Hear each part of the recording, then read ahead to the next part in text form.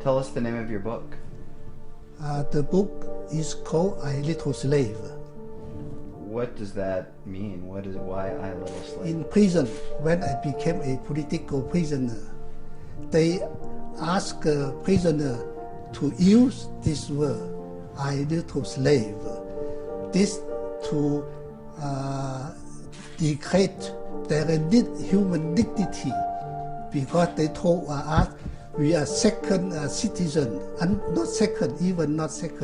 We prisoners are under the people, if you want to, So that is why I use I Little Slave, because we are not anymore human, if you want to. My intention is to educate the American readers to understand more about what was going on in Laos at that time of my life in prison, and to get American people to be more aware of these horrible things do not happen again in my country, in Laos. What year did you go back to Laos? It was in 1973.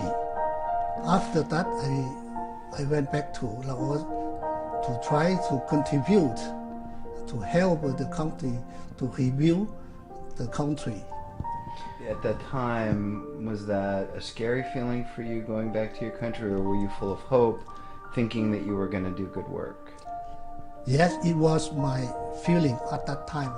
As you know, you are a young man, just came back from your school, you wanted to do good things.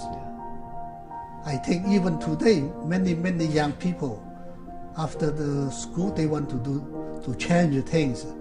It was my situation. I was idealistic. Mm-hmm. I wanted to help, to contribute, to help my country. But it turned out to be different. Yeah. Every day we see violence, we see killing, we see war. Okay. Yesterday, suffering was there. Today, suffering is here. Tomorrow, suffering will be there again. When did you know that you were going to be imprisoned, and what was going through your mind at the time? I didn't know anything about this, but it just happened accidentally, that's it. And how long were you in prison? 7 years and around 4 months. I have to tell you very honestly that even though it's my story, I suffer, but I'm sure my family suffer a lot also. Mostly is my wife, because in this communist regime, when a husband is put in prison, the wife suffer also. The wife cannot work, cannot get a job, cannot have a rice ration, for example, or cannot get health care, nothing. So my wife has to struggle by herself also, including my children. I think my family is happy that I tell the story. What's the message? I hope that by writing this book, I hope that the second generation and the third generation of revolutionaries who are in power do not repeat the same mistake committed by the first generation. And I hope that one day, someday, justice, dignity, and independence come back to this country. I am very disappointed that the world knows what is going on in Laos, but only the government, by diplomatic reasons, they do not want to say, they do not want to say the full truth, what is going on in Laos.